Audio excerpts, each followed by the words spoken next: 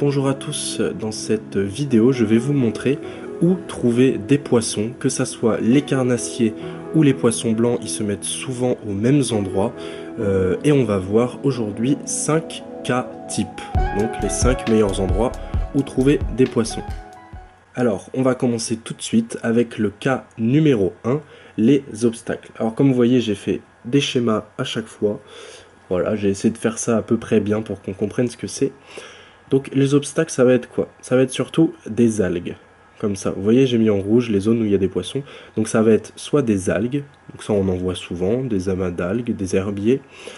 Ça peut être des nénuphars, surtout du brochet. Souvent, très souvent, on voit du brochet posté sous des nénuphars. Enfin, nous on les voit pas, mais on voit les attaques.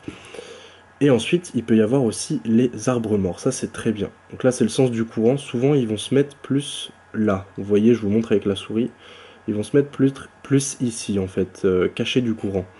Ici pareil, ils vont peut-être être plus cachés là ou au bord, ici pareil, voilà.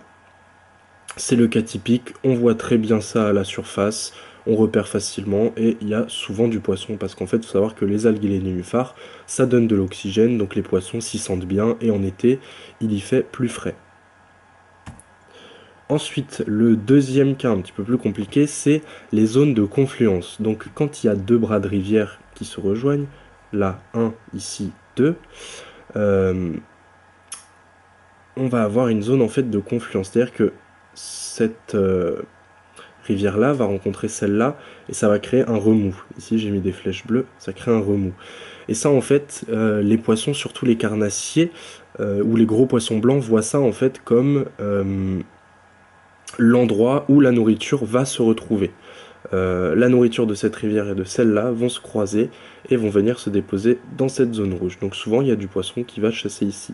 Vous pouvez aussi peut-être chasser à la pointe, puisque c'est aussi une zone de confluence, mais il y aura plus de courant. Donc ça va être peut-être plus difficile de pêcher dedans. Moi je trouve ça plus agréable de pêcher là. Voilà. Ensuite, pour ce qui est du cas numéro 3, celui-ci va être beaucoup plus, comment dire, va regorger de beaucoup plus de poissons en hiver. C'est vraiment le spot qu'on va aller chercher en hiver. Il fonctionne aussi en été évidemment, mais il y aura surtout beaucoup de poissons dedans en hiver. Ce sont les fosses. Donc comme vous voyez ici il y a le niveau de l'eau, ici les deux berges. Et en fait là sur les deux bords il n'y aura pas énormément de poissons s'il n'y a pas d'algues. Comme par exemple ici j'ai pas mis d'algues. Ça arrive hein, qu'on voit des rebords juste avec de la terre. Mais qu'au milieu il y a une fosse. Alors le problème des fosses, c'est qu'il faut les trouver par inspection. C'est-à-dire qu'il faut les trouver avec le leurre. Il faut les sentir, il faut faire du poisson dedans en fait pour savoir où elles sont. C'est un petit peu le problème, c'est qu'elles sont très difficilement repérables. Elles sont plus faciles à trouver en bateau, mais du bord on peut les trouver aussi. Ensuite, on va avoir les barrages. Pourquoi les barrages? Parce qu'en fait, donc là j'ai représenté le barrage, et le fait que l'eau tombe en fait va créer beaucoup d'oxygène. Donc ici, tout là, c'est une zone extrêmement oxygénée. Pour ça que j'ai mis des petites bulles bleues. Et les poissons, eux, ils raffolent de ces zones-là, les zones oxygénées. Donc ils vont se mettre là, après les barrages. Alors il faut faire très attention parce que les barrages, il est interdit d'y pêcher, comme j'ai écrit, dans les 50 mètres en fait qui le suivent. C'est-à-dire qu'il y a le barrage, il faut compter 50 mètres et on a le droit de pêcher ici, dans la zone rouge que j'ai mise. Voilà. Mais pas dans la zone là.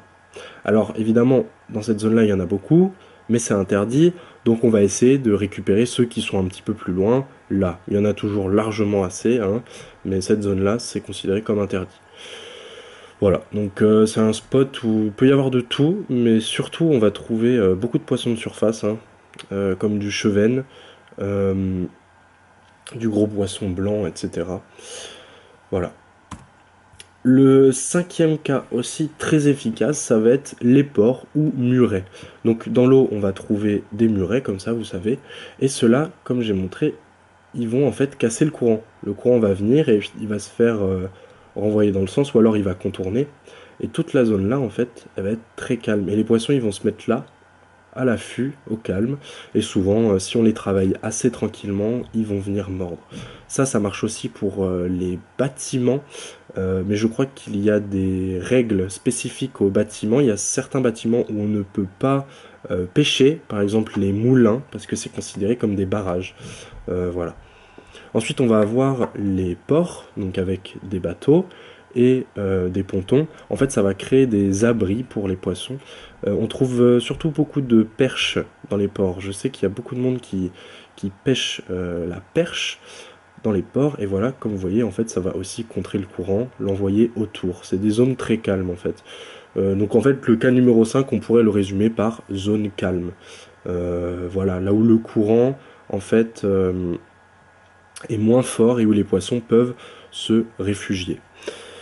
Donc moi c'est à peu près tout ce que je peux vous apprendre, en tout cas pour ces 5 cas pratiques. Maintenant c'est surtout à vous d'aller les trouver sur le terrain, euh, d'aller tester en fait, d'aller prospecter et d'aller trouver où est le poisson. Bien sûr il n'y a pas que 5 cas, il peut y en avoir des centaines, vous pouvez trouver comment dire, des particularités infimes qui font qu'un spot va être bien et un autre ne va pas fonctionner, mais ça c'est à vous d'aller voir. Donc sur ce, moi je vous souhaite bonne pêche et je vous dis à plus pour de prochaines vidéos. Salut!